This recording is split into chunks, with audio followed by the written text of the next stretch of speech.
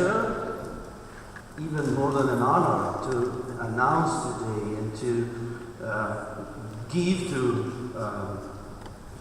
Bruce Ackerman the Laurea honoris causa.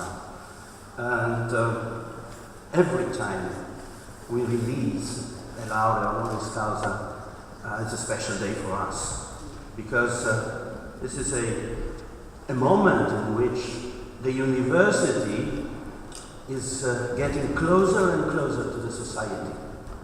Actually, with this ceremony, we recognize a person with outstanding positions and outstanding activities for the benefit, for the global benefit of the society. In some cases, we gave the Laurea honoris causa to people from industry, to politicians. This is a very special case because Bruce Ackerman is a person that is working for the world. And I think that this is really the best introduction that we may give to Bruce. We spent a couple of minutes, 20 minutes, talking, and I appreciate it very much. His position with respect to the international political situation, with respect to the importance of constitutional law in the world, and allow me to say that we live in a very particular moment. And in this very particular moment, there are persons that, like the last let's say, sentence that I said, there are persons in the US, unfortunately, he is a president, that he doesn't understand the sentences. And this is terrible, because having to deal with people that forget science, forget law, forget tradition, forget history, want to change history. History is here to stay, and we have to learn from the industry. We cannot learn from history. Sorry, we cannot change history because it's not in line with our thoughts. So I'm particularly proud for this ceremony, basically because in this ceremony we can find the two most important things, the two most important issues for the University of Trieste. That's research, science, and internationalization. And these two issues are very well merged in today's ceremony. When I say research, I mean 360 degrees research. This means hard science, this means life science, but this means also social science and humanities. And here we have the languages of multidisciplinarity in science. And I also learned, talking with Bruce before the ceremony, that he did a lot also for the global warming of the planet. Perhaps there was some years ago, but it doesn't matter. I mean, this is very interesting as well, because this means that there are persons in the world with intelligence and with passion that are tackling the severe problems that we have. One of the problems is global warming, another problem will be, let's say, the health of the people, the food, the science, the water, but democracy is another very important point. And without democracy, nothing like this will ever exist. So, thank you very much, Bruce, for what you do in the world, because you are a citizen of the world. Like we believe we are all citizens of the world, and particularly citizens of Europe.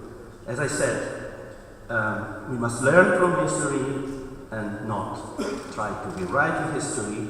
And what you are going to tell us today is perfectly in this line. I mean, we will hear you asking us that you can always make up your mind, you can always change your opinion, and also look at what the others are doing, because you can learn from other countries, from other cultures. Today, more than ever, we need this kind of thinking. Thanks a lot.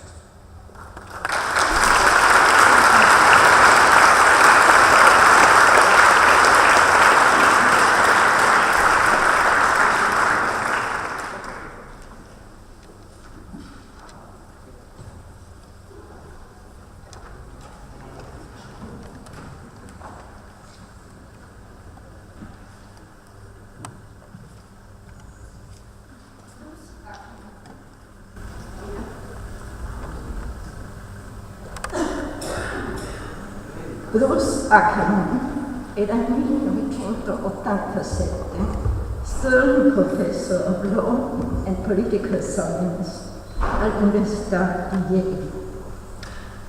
Fa parte dell'American Law Institute e dell'American Academy of Arts and Sciences. Tra i numerosi riconoscimenti ricevuti, è commendatore dell'Ordine al Merito francese e ha ricevuto il premio Henry Phillips Prize dell'American Philosophical Society. È autore di molte opere che hanno avuto un impatto straordinariamente significativo, soprattutto, ma non solo, sullo studio del diritto costituzionale statunitense e comparato. Tra questi lavori, i 3 volumi raccolti sotto il titolo comune We the People sono considerati tra i contributi più significativi al pensiero costituzionalistico del secondo Novecento. Attraverso un metodo di studio del tutto innovativo dell'esperienza costituzionale statunitense, Bruce Ackerman ha individuato in quella monumentale opera un nuovo modello di conoscere la Costituzione vivente. Tra le sue categorie di analisi, da una parte trova spazio il riconoscimento dell'importanza del fattore democratico, we, the people, nell'avvento e nelle trasformazioni delle Costituzioni. D'altra parte, viene messo in evidenza un metodo di indagine degli sviluppi costituzionali che si spinge ben oltre l'analisi dei testi costituzionali, l'effettiva osservanza e interpretazione delle norme della Costituzione. Per queste sue caratteristiche, il contributo del professor Ackerman ha un valore particolarmente significativo per la scuola triestina di diritto costituzionale, i cui esponenti hanno profuso sforzi significativi nella direzione di valorizzare la comprensione del diritto costituzionale oltre il mero dato delle disposizioni, evidenziando le potenzialità dello strumento interpretativo e mettendo a profitto l'analisi storica quale irrinunciabile supporto dello studio del diritto costituzionale.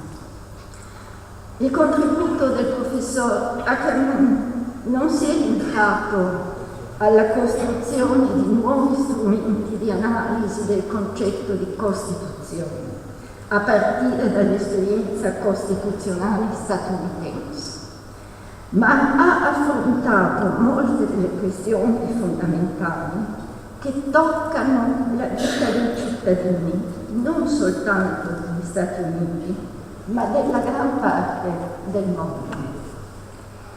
con una straordinaria capacità di anticipare i dibattiti che hanno impegnato e tuttora impegnano gli studi di diritto costituzionale su scala globale, il professor Ackerman ha scritto contributi fondamentali su temi centrali, quali l'avvento del costituzionalismo in stati già soggetti a regimi autoritari, le sfide poste dal terrorismo allo Stato costituzionale, i limiti e le contraddizioni democratiche dell'espansione del controllo di costituzionalità, il perseguimento della giustizia sociale attraverso gli strumenti della tassazione, la necessità di regolamentare il finanziamento delle campagne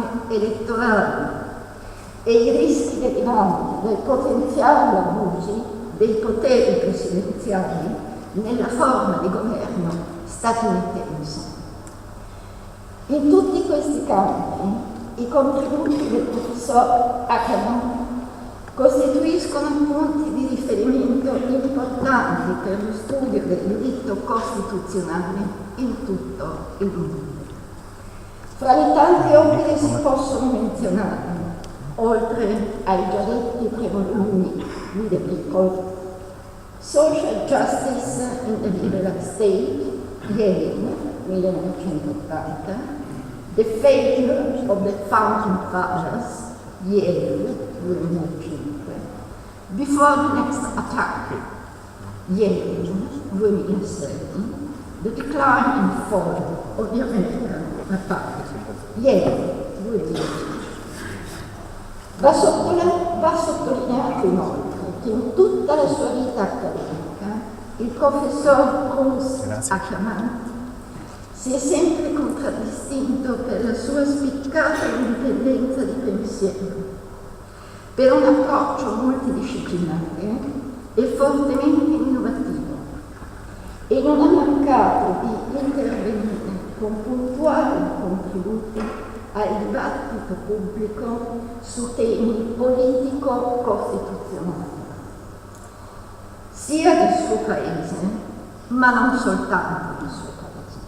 Caratteristiche queste che lo rendono un autore fondamentale anche al di là della scienza costituzionalistica e della stessa scienza giuridica.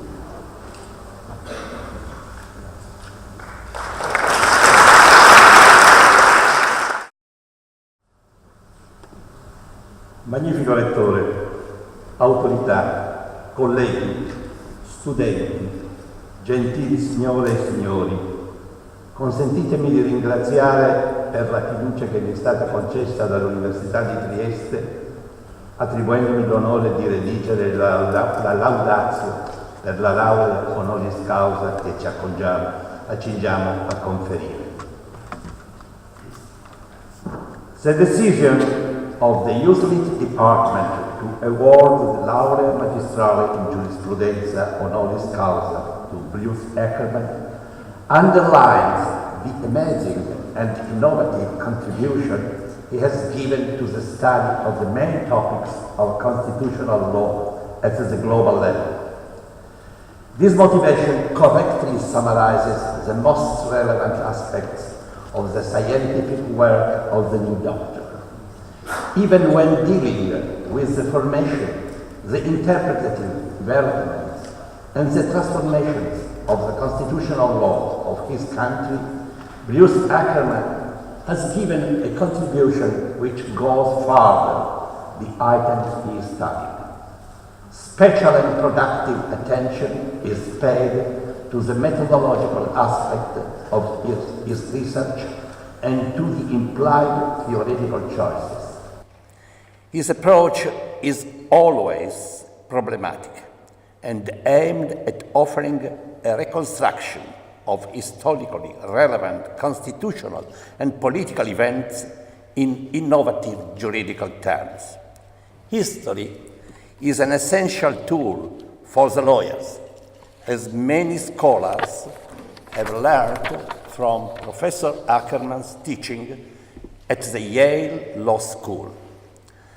As a matter of fact, he follows this path of research in the frame of his seminal contribution devoted to the interpretation and transformation of the document adopted by the framers of the American Constitution, even in absence of a formal process or revision. Dealing with such passages as the Civil War, the New Deal, the last century civil rights case law of the Supreme Court, he has realized that all these events imply a continuous review of the legal configuration of the constitutional modifications.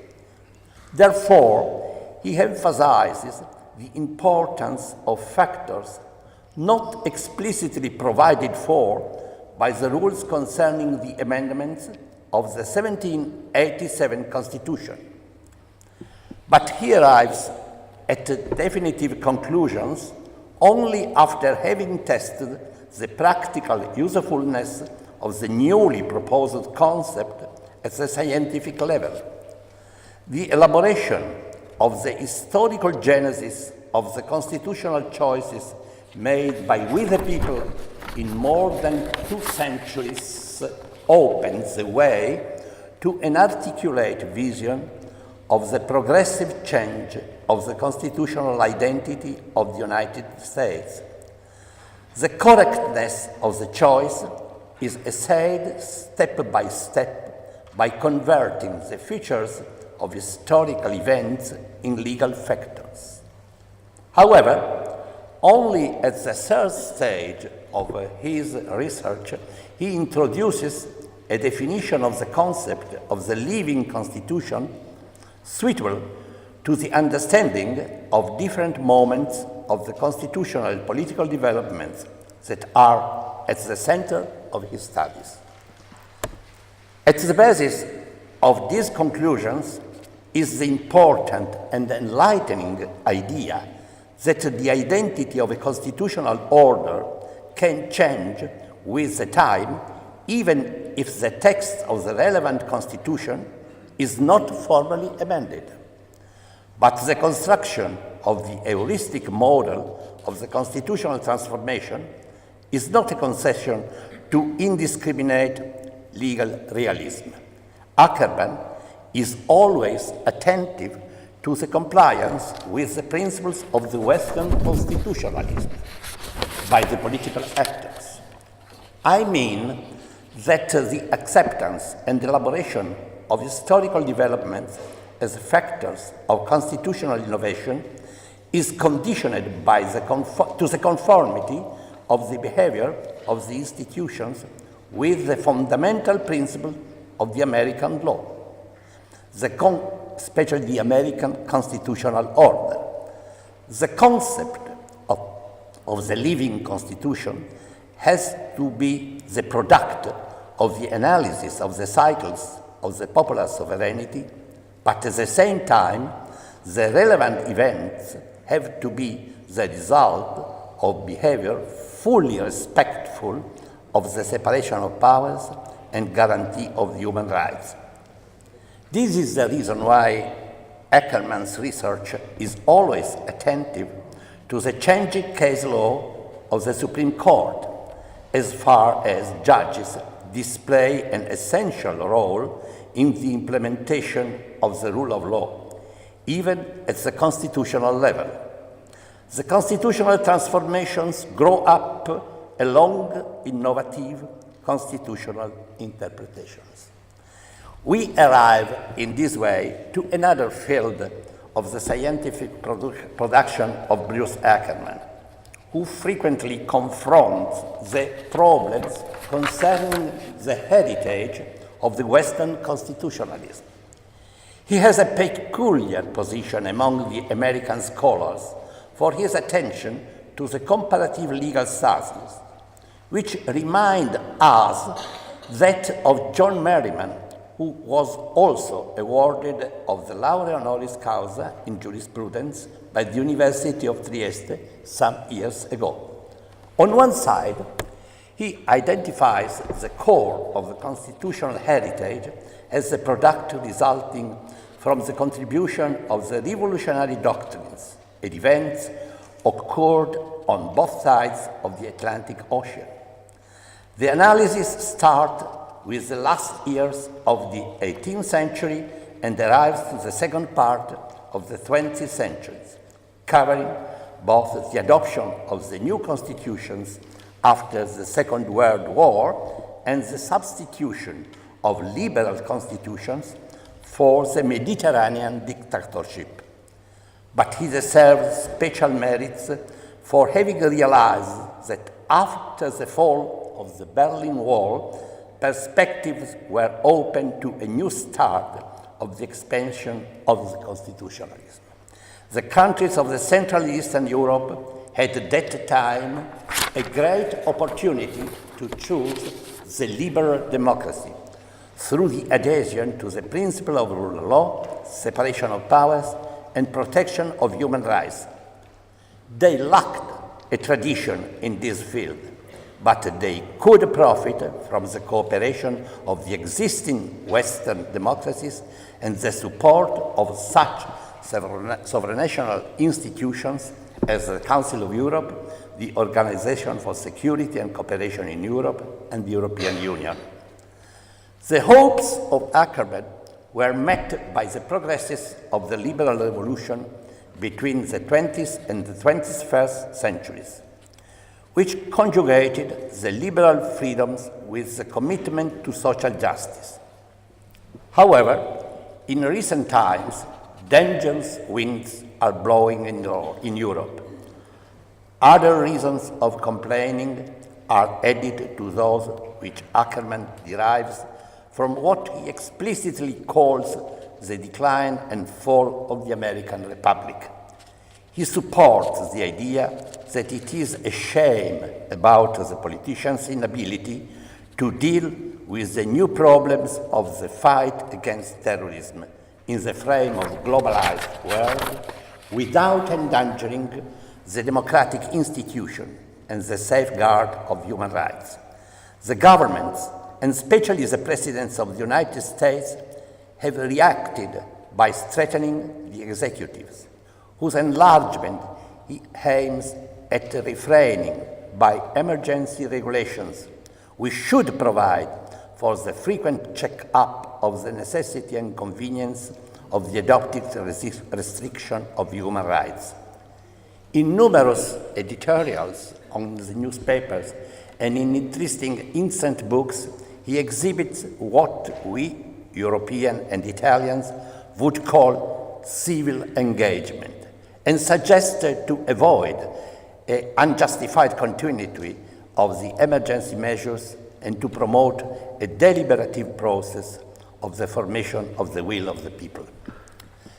In conclusion, Bruce Ackerman has always displayed great intellectual energy in calling our attention to the complexities of the contemporary constitutionalism, which depends not only on the multiplicity of the manifestation and institution of the democracy, but also of the human rights. Moreover,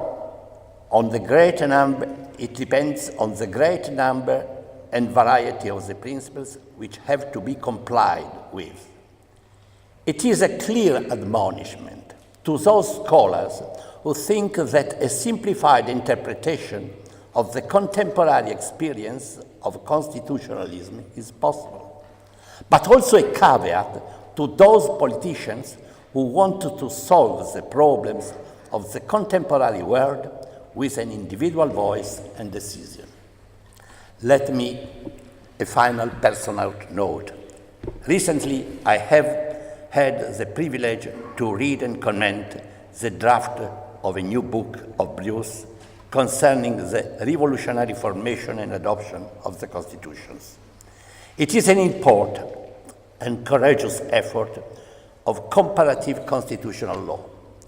I hope that when this book will be published next year, we'll be able to talk about it with Bruce Ackerman here in Trieste again.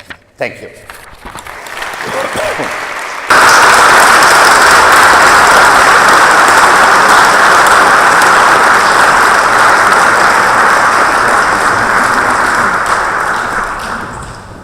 Thank you very much, Professor Bartoli, for your nice introduction to our guest. Now it's time to go to the center of the ceremony, so I kindly ask Professor Bruce Ackerman to get closer to me, to us, and I kindly ask my colleagues to get up.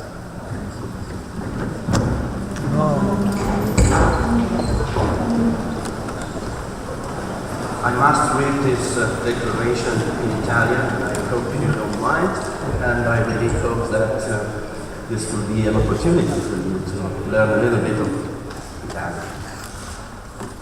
In nome della legge, noi, Maurizio Fermeglia, rettore magnifico dell'Università degli Studi di Trieste, visto il testo unico delle leggi sull'istruzione superiore, su delibera del Consiglio di Dipartimento di Scienze Giuridiche, del linguaggio, dell'interpretazione e della traduzione del 10 maggio del 2017, vista l'approvazione del Ministero dell'Istruzione e dell'Università e della Ricerca, conferiamo a Bruce Ackerman la laurea magistrale in giurisprudenza honoris causa per lo straordinario ed innovativo contributo allo studio dei temi centrali del diritto costituzionale a livello globale. Rilasciamo il presente diploma a tutti gli effetti di legge. Trieste, 9 ottobre 2018, che per inciso è anche il mio compleanno.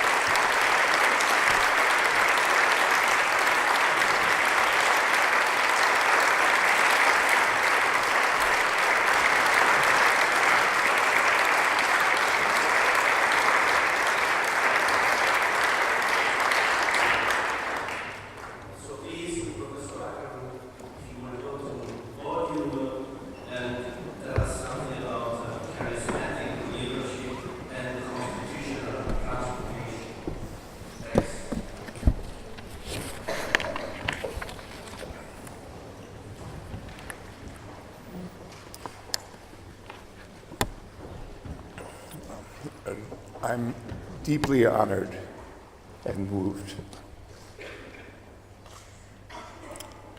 by the addresses of Rector Rettore, Professor Riga, and Professor Bartoli. Thank you very much. Law legitimates power. Constitutionalism has played an increasingly dominant role in this process of legitimation over the past century. Its rise has profoundly reshaped modern notions of lawful authority. But how? I better take a break.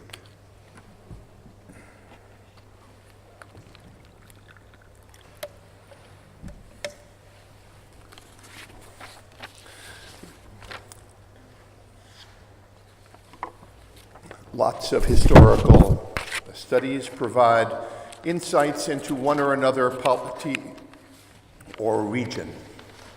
Yet it has been difficult to organize the bewildering complexity of global experience into a compelling comparative framework.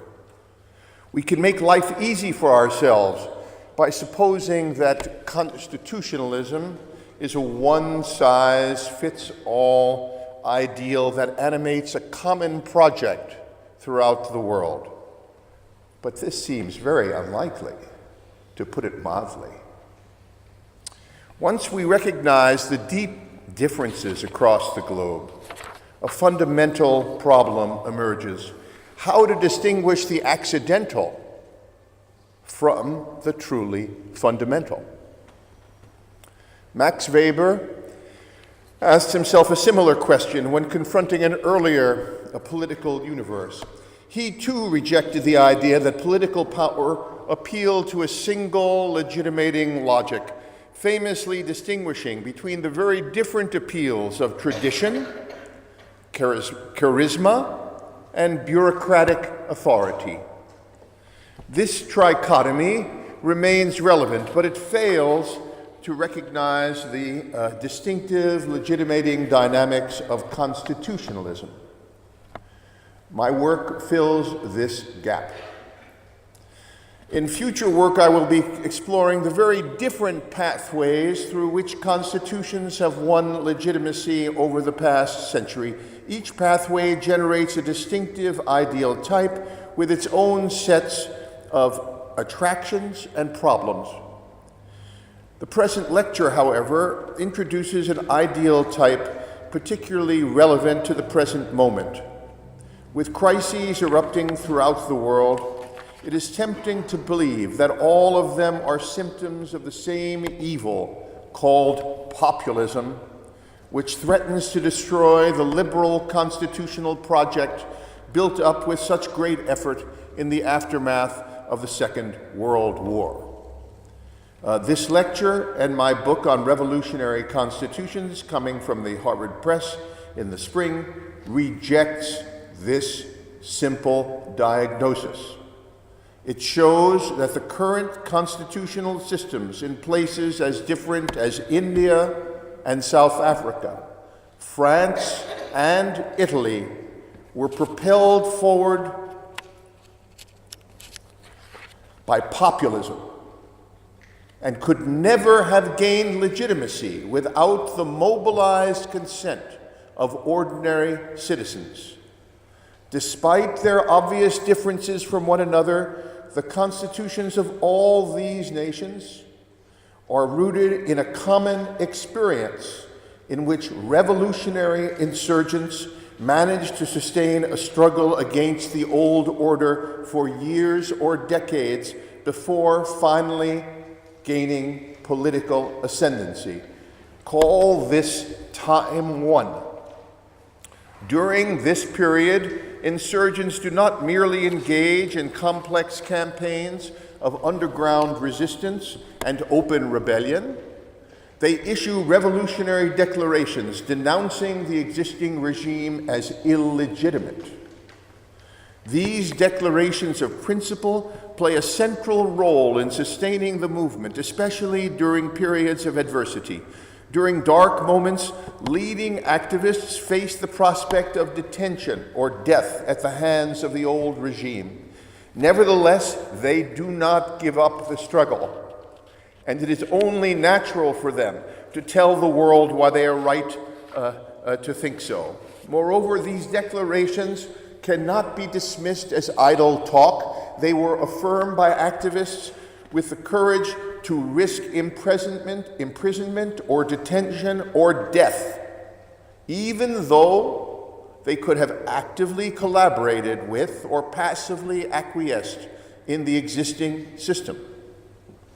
It is this willingness to sacrifice personal convenience for principled conviction which earns these revolutionaries a distinctive claim to legitimacy. This history of self-sacrifice during Time I sets the stage for common legitimation problems once the insurgents rise to power at Time II. How can they assure themselves, as well as the more skeptical portions of the population, that they will not engage in the very same abuses of power that led them to revolt in the first place? Call this the problem of betrayal. And a revolutionary constitution tries to provide an answer to this problem. To be sure, the founding constitution will also contain many provisions that do not address it. Instead of looking backward to Time I, the new constitution will also look forward to the future and try to commit the nation to one or another version of progress. I will consider these visions of progress later, but let's first focus on the never again provisions, which aim to resolve the betrayal problem. Their content will depend on the character of the evils that motivated the revolutionaries' struggle in the first place. In Italy, for example, despite their radically different visions of the future, progress, communists, socialists, and Christian Democrats joined together in a common diagnosis of the failures that permitted Mussolini to seize power in the first place. In their view, it was the flexibility of the Statuto Albertino which enabled the king to hand over power to Mussolini despite the availability of more liberal democratic options in 1921. It was therefore imperative to create a rigid constitution, creating a system of checks and balances, including the judicial protection of fundamental rights, to prevent this same tragedy from repeating itself. For all the twists and turns of later Italian history, these basic principles still govern the Republic 70 years later. In contrast, Charles de Gaulle advanced a very different diagnosis of the constitutional failures of the old regime of Vichy. Both during his time as leader of the Free French in the 1940s and during his successful effort to sweep away the Fourth Republic in the 1950s and 60s. So far as he was concerned, the parliamentary system of the Third and Fourth Republics was responsible for France's fall from greatness, encouraging party leaders in the assembly to engage in endless power plays without taking a large view of the national interest. To ensure against this happening again, the Constitution of the Fifth Republic created a super powerful presidency, enabling the incumbent, according to de Gaulle, to transcend petty party bickering and enable France to regain its position at the center of Europe. Given de Gaulle's diagnosis, the super president was granted unilateral power to declare an emergency and arbitrarily imprison citizens without any judicial supervision.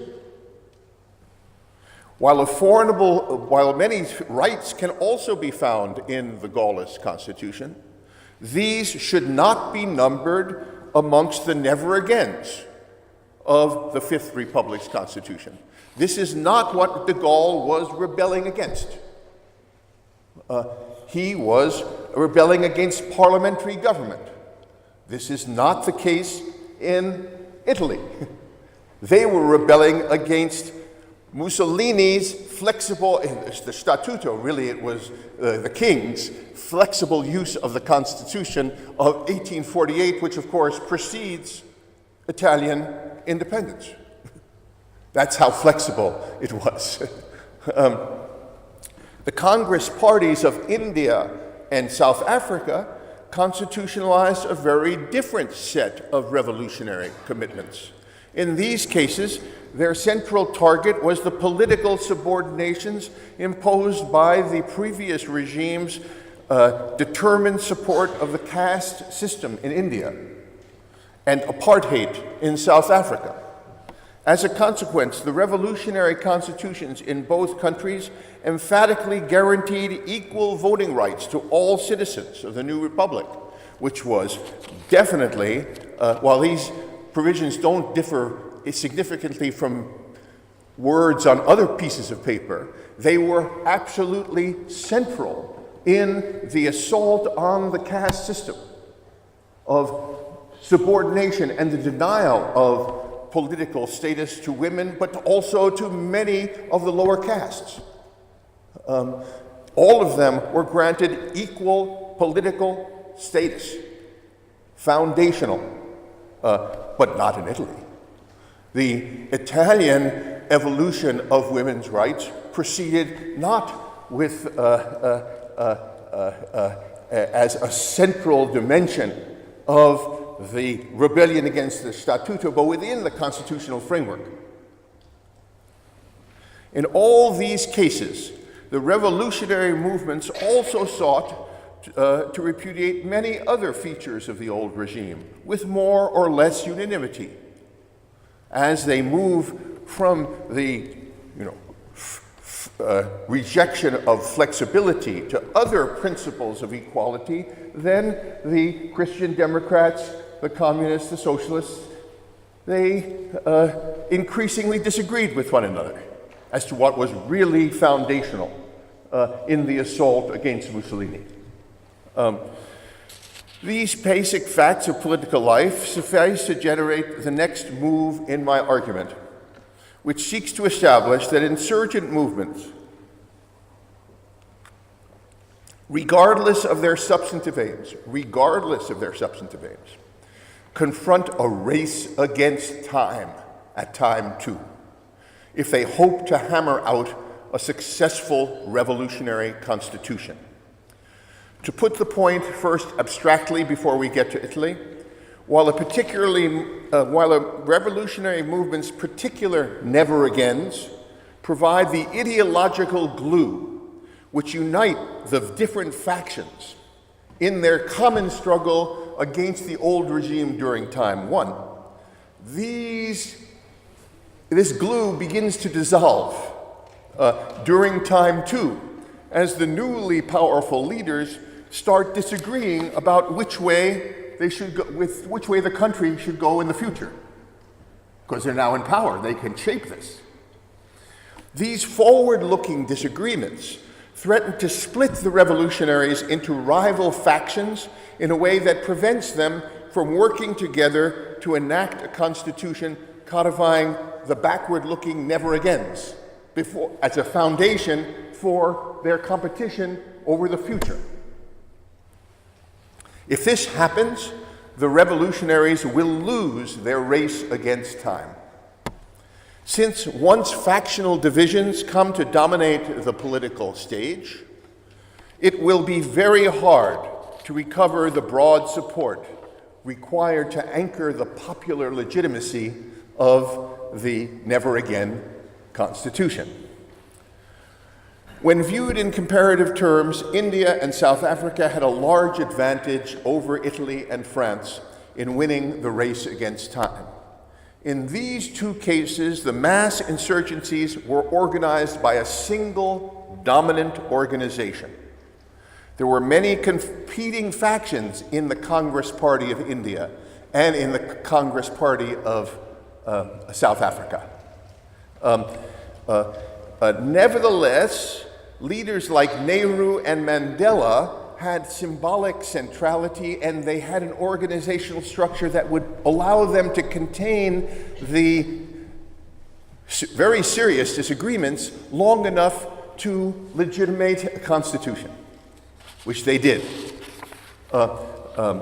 In contrast, the resistance in France and Italy was fragmented into three parties: communists, socialists, and Christian Democrats.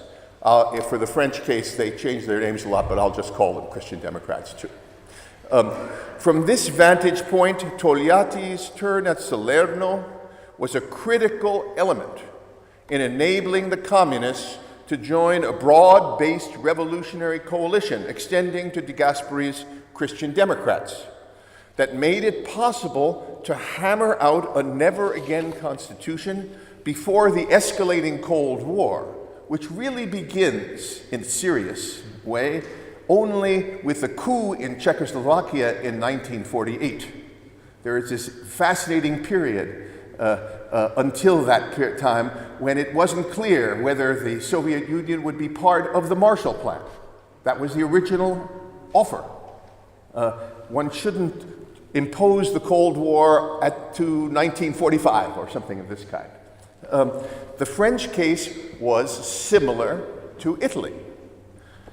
Coordination, once again, by the communists, socialists, and popular Republicans, however, was made much more difficult by Charles de Gaulle, whose independent assertion to speak for the Free French as the victor, not really, but he made it up, of the Second World War, at least as much as the British and the Americans and the, to put it mildly, in contrast to Charles de Gaulle, the Italian contrast is Marshal Badoglio. Not quite the same person, leader. Let us put it that way. Nevertheless, the three-party French coalition defeated de Gaulle after 1945. They, just like the Italians, hammered together a constitution which had a referendum, and the people chose the Constitution of the Fourth Republic over de Gaulle. Indeed, they won a victory at the critical referendum on their constitution, which was more decisive, despite de Gaulle, than that achieved by their Italian counterpart.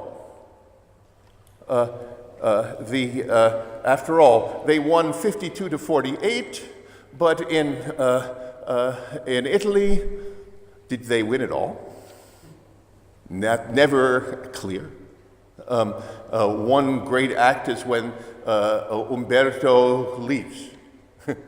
Whatever else one wants to say about the flexible constitution, he left. He didn't have to leave.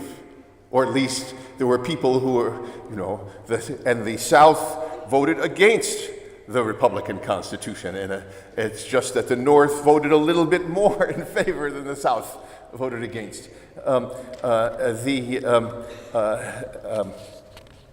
Nevertheless, in the French case, de Gaulle continued to remain a compelling symbol of France's wartime victory against Vichy, and he successfully exploited this fact at a moment of military weakness,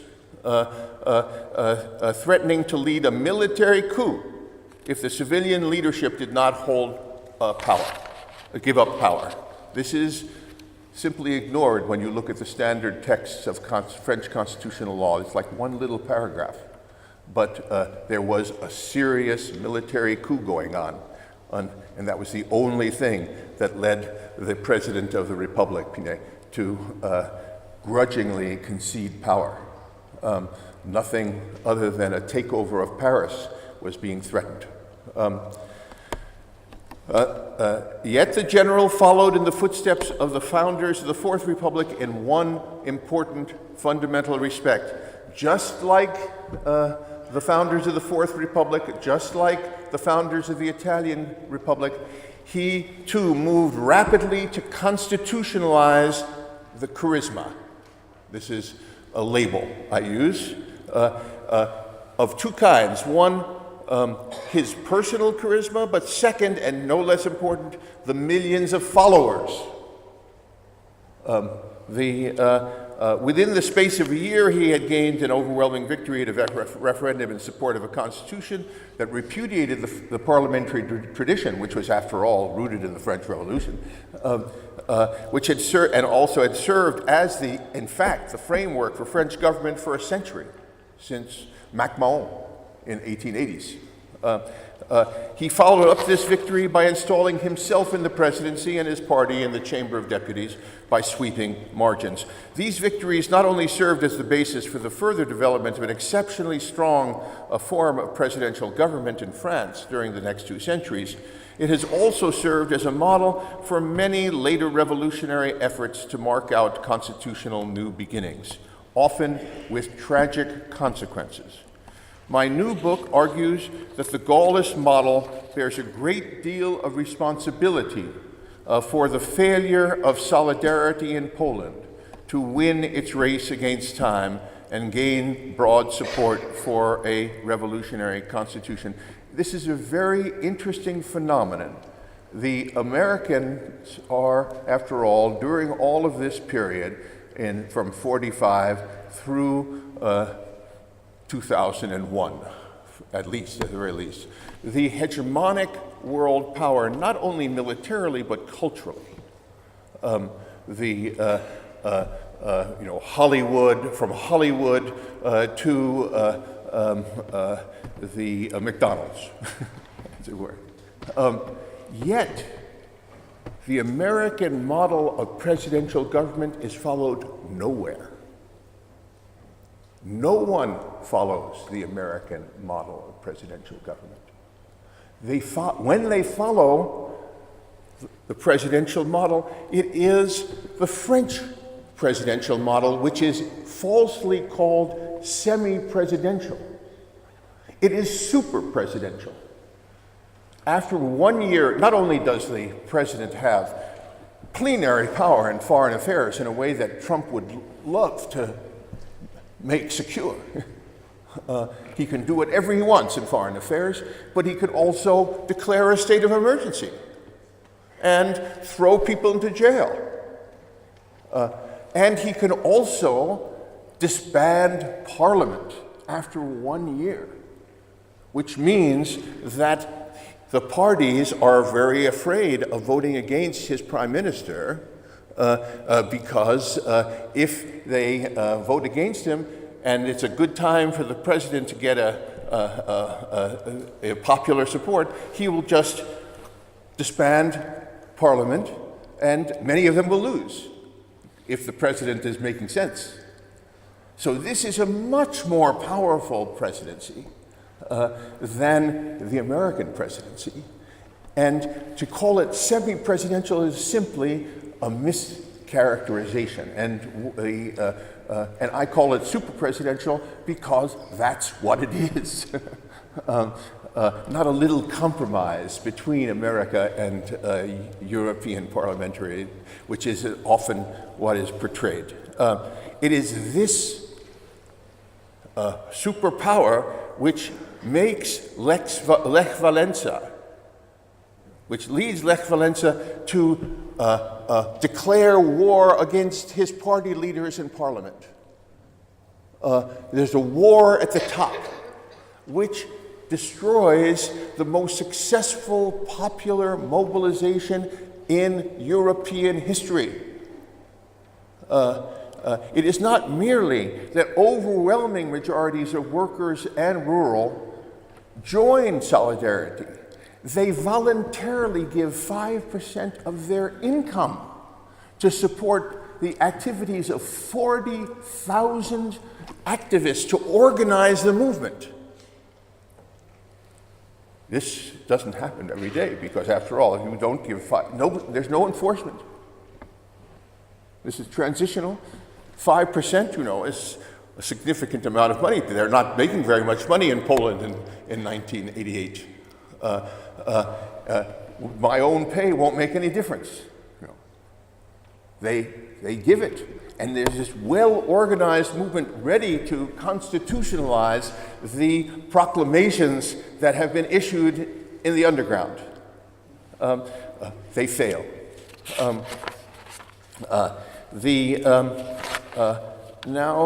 This terrible outcome, I suggest, my book argues, lies at the root of Poland's crisis at the present time.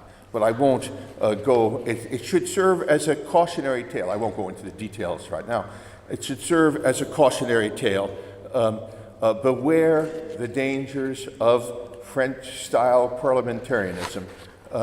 However difficult the parliamentary traditions of Italy are, it's a false illusion to think that presidentialism is the solution.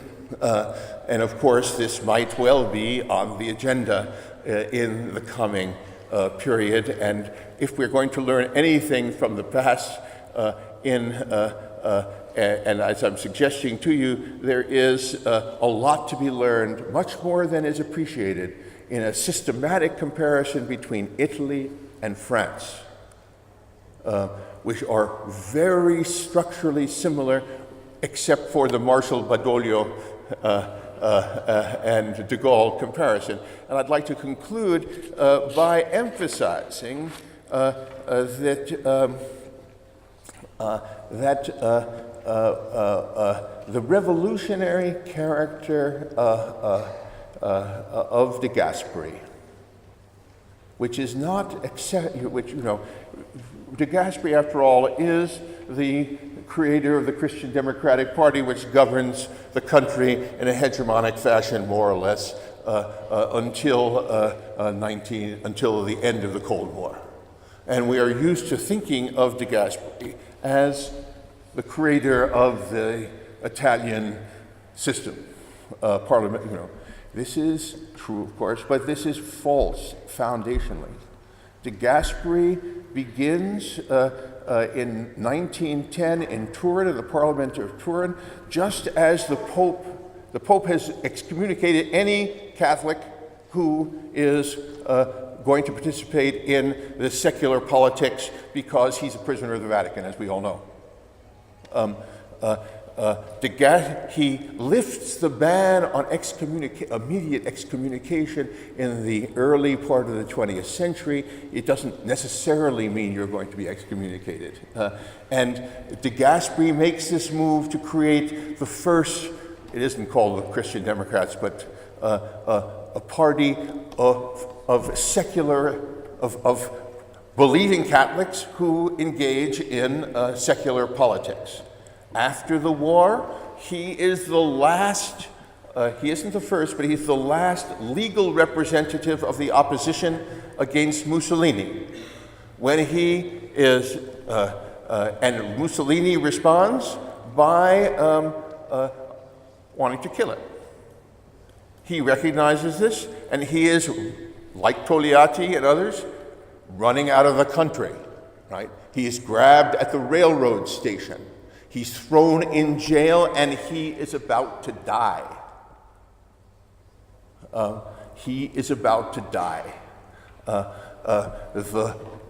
There's a friendly Catholic cardinal who lets him out, gets him out just as he's about to die.